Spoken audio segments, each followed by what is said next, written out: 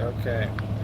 So, your third year, you made it to your third year as an owner operator. Congratulations. You're getting there year by year. You know, before you know it, you'll be a normal, regular owner operator. But not yet. You're still on the learning path. Sorry to say, the third year is a lot to learn. So, the third year of your truck is going to be probably between the miles of 640,000, 650,000 up to 750,000. This is your third year of the truck. If you haven't traded it in already, and you're going to keep it the full 7 years, 750,000 miles till that warranty expires, this is going to be your last year in this truck. It's the decommissioning year. Sad. You got a lot of great memories, a lot of adventures. It's all coming to an end for this truck, and you got sentimental value. Uh, I'll tell you, don't get attached to a truck. It's a machine. That's all it is. Nothing special. Especially if it's a Freightliner. It's really nothing special. So many owner operators will keep their truck up till the end of the warranty. Now, there's different schools of thought. There's one school that says trade it in before you reach 700,000 miles. Another school of thought is keep it all the way up to 750,000 miles. And then the third school of thought will keep it beyond 750,000 miles. Each strategy has its pros and cons. Uh, I've done I've done the latter two. I haven't traded it in yet. I'm getting ready to purchase my third truck after 10 years of being an owner operator. I just don't see the value of trading it in because the dealership is not going to give you anything for it. So I've always sold my trucks, and did pretty good by selling the trucks on my own. See, the dealership's not going to give you a lot for your truck because, let's say the blue book, this quote unquote blue book value of your truck is $50,000. So you go to a dealership and you say, I'd like 50,000. Well, he can't give you 50,000. Even if he wanted to, he can't give you 50,000 because that's all he's going to be able to sell it for. So he's going to give you something significantly less than 50,000. He may come in a lowball offer like 30,000. Because he's got to probably get it cleaned up, get it detailed. It's got to sit on his lot for 6 months. He's got to let people test drive it. They might need a couple minor repairs. So the dealer's not going to give you full asking price for your truck. So you got to be willing to accept less if you're going to trade it in. Now, if you sell it on your own, you'll have better luck getting closer to that price. You probably still aren't going to get full asking price, but you'll get closer. So that's something you want to think about. However, if you sell it on your own, that's a little time consuming because you'll probably take, a couple dozen phone calls at least, and you'll have 4 or 5 guys kicking the tires, and then you'll be dicking around with someone who's not serious. And then finally you'll sell your truck after a month or two of trying. It is somewhat of a waste of your time, because you're not driving if you're showing your truck.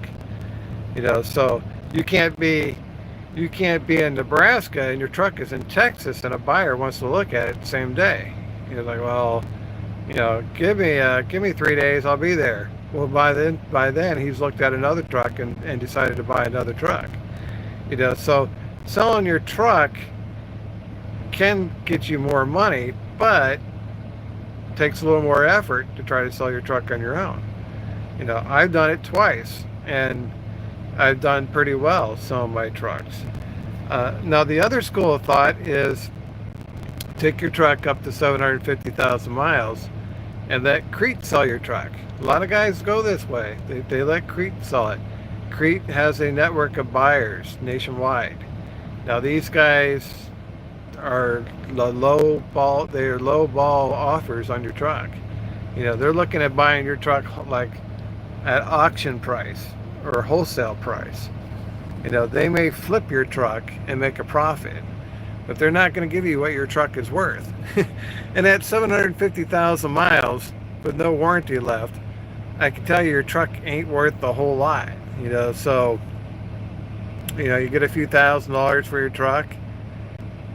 That might be the better way to go. You may get several thousand for your truck, but you're probably not going to get more than 10,000 for your truck. It's just not worth anything.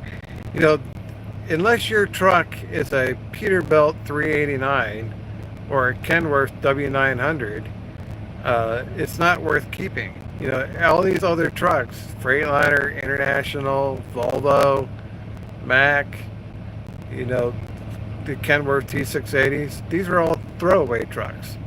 You run it till these warranties expire and you throw it away. And you may think you want to keep it for another year or two. This would be the third school of thought. And the third school of thought is that the truck would be paid for, you won't have truck payments, and you might be able to squeeze another 50,000 miles out of it or another 100,000 miles on it. Well, that's possible, but it comes with high risk of having a breakdown, and it's not under warranty. So you think of the nightmare scenarios out there for truck repairs. That's what you're risking. So you can think like, what if the one box goes out? $20,000 repair, not under warranty. What if you need new fuel injectors? That could be $6,000, not under warranty. What if you need an in-frame? At that point, you may need an in-frame. That could be $30,000. And some guys are willing to go that way. It comes down to your personal preference. Is that what you want to do? I will tell you, my first truck, I held on to it till 1.2 million miles, and it wasn't necessarily because I wanted to, but at the time, there's a couple things going on. One was the Democrats were trying to make it illegal to be an owner-operator with a 1099 independent contractor. So they had California AB 5 go all the way up to the Supreme Court. And if the Supreme Court ruled in their favor, then you could no longer be an owner-operator independent contractor. Well, thankfully, the Supreme Court ruled against them. But I wasn't going to go buy another truck until that ruling came out. So I held onto my truck. And then shortly after that, the pandemic came into play. And truck prices started going up. And it's like, well, now really is not a good time to buy another truck. So I had a little DD13 and never did an in-frame. Took it all the way up to 1.2 million miles before the engine blew. But during that time frame, you're looking at, probably keeping that truck an extra 3 years, at least 3 or 4 years past when it should have been let go. I pumped an enormous amount of money in that truck, enormous, including a one box, and another transmission, a couple clutches, fuel pump, whole new DEF system.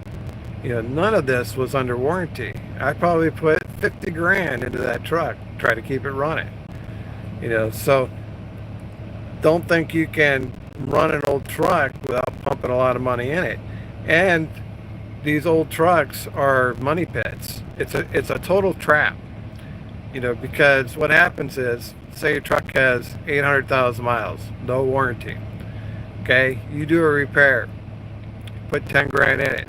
Okay, next month you're going to put another $10,000 in it, and then now you got $20,000 in it, and you're running on a ticking time bomb, and you can't sell it because no one's going to give you $20,000, and the only way you're going to get your money back out of it is run it. But the more you run it, the more that ticking time bomb's ticking, and you'll be putting another 10 grand in it. It's a total money trap. That's the risk you run if you keep that truck beyond the warranty. Once it gets 750,000 miles, now it's high risk. I would recommend you just walk away from it. I know you don't want to, but the alternative is you're going to pump another 30 to 50 grand in it to keep it running. It's not worth 30, 50 grand. It's not worth 10 grand. So if that means you let Crete sell it and you get $5,000 or $10,000 for it, take it, and go get yourself another throwaway truck. Then you'll be on your second truck. It'll have 400,000 miles, and from experience, having already been through this part of the cycle, that you're going to make some good money between 400,000 and 500,000. But you keep that truck past 750,000, all these years you've been saving your money, it's going to be for naught, because that truck's going to take every dime you have. It won't be under warranty, and you'll be losing your shirt.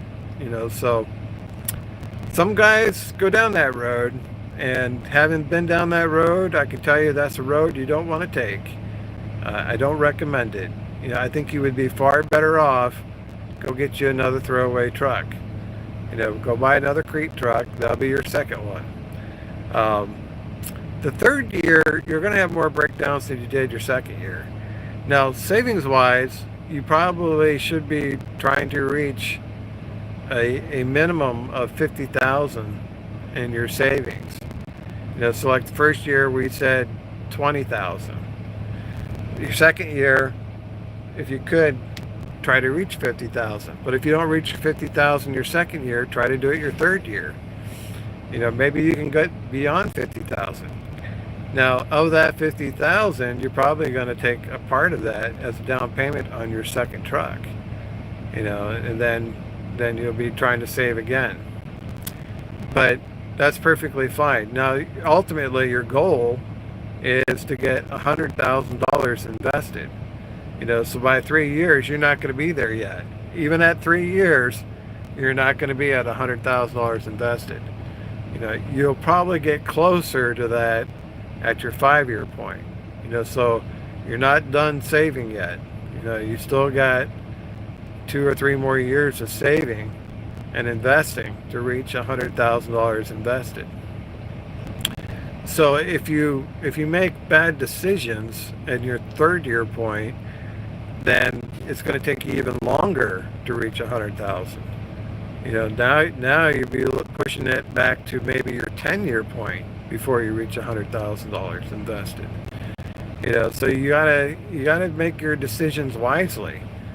So if you decide to keep your truck and you pump a lot of money into it because it doesn't have a warranty, that's going to delay when you're going to reach that $100,000 mark. So you got to think about that. You got to think about the big picture. Same thing if you decide you don't want a Freightliner Cascade and you want to go get the Kenworth W900 or the Peterbilt 389. I don't recommend that, but you might, and that's going to cost more. If it costs more, then it's going to delay you reaching that $100,000 benchmark. So your choices will have consequences, and it will show up in your investment portfolio. Your investment portfolio is a direct reflection of your choices. So if you don't have a lot of money in your investment portfolio, that's because you made bad choices. You're still in the game, but you're not necessarily winning the game.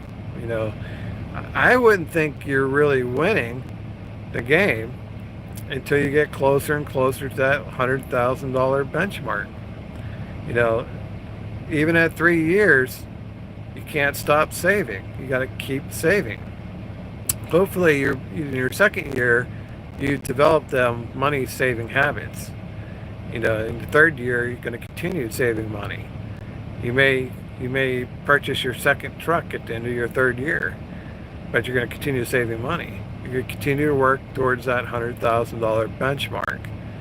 You know, that's really your key to your, because that's one of the keys to success, is that $100,000 invested. You ain't there yet. You know, I don't think it's possible for you to get there in 3 years. You know, I just don't think it's physically possible. You might be able to get there in 5 years. You know, so that's if you make all the right decisions. You screw around, you know, what's the good saying right now? Screw around, find out. Except for screwing around, it starts with an F. You screw around, you're going to find out you're not going to reach $100,000. You know, so FAFO, screw around, find out. You know, the other thing I like is I heard this one from one of my trucking buddies, you know, my owner-operator buddies. I think he was in the Marine Corps. He's like, play stupid games, win stupid prizes. You know, so if you're not smart with your money, then you're kind of playing stupid games, and you're going to win stupid prizes, and that's going to be reflected in your investment portfolio. Another saying is you can't fix stupid.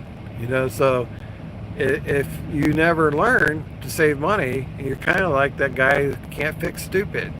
It'll show up in your investment portfolio. You know, you won't have a lot in your investment portfolio. You know, so for every one of your decisions, it's going to be reflected in your investment portfolio. So if it takes you 10 years to reach that $100,000 benchmark, that's probably because somewhere in that 10-year period, you made bad decisions or unwise decisions. You should reach it probably at the earliest at 5 years. But if it's taken you 10 years, you probably did something wrong along the way. You know, you made some bad decisions, and it cost you. You know, you will pay for your bad decisions, and it'll show up in your investment portfolio. You won't have the benchmark that you're aiming for when you want it. You know, you're gonna realize it's gonna take you longer. You know, you're like, all right, I just spent 30 grand. It's going to take me an extra 2 years to reach $100,000. You know, if you're comfortable with that, that's fine. You know, but I can tell you that once you reach $100,000, you're probably 10 years away from retirement. Because if you continue on the path of saving you're on, you probably can reach $1 million over the next 10 years. But first, you got to get that first 100,000. You know, because compound interest is going to do wonders, and you know, you're going to have to make significant contributions too. You probably will have to invest a couple $1,000s per month every single month for 10 years in order to reach millionaire status. But you can do that as an owner operator, you know, because your net income is probably going to be like 10 grand a month.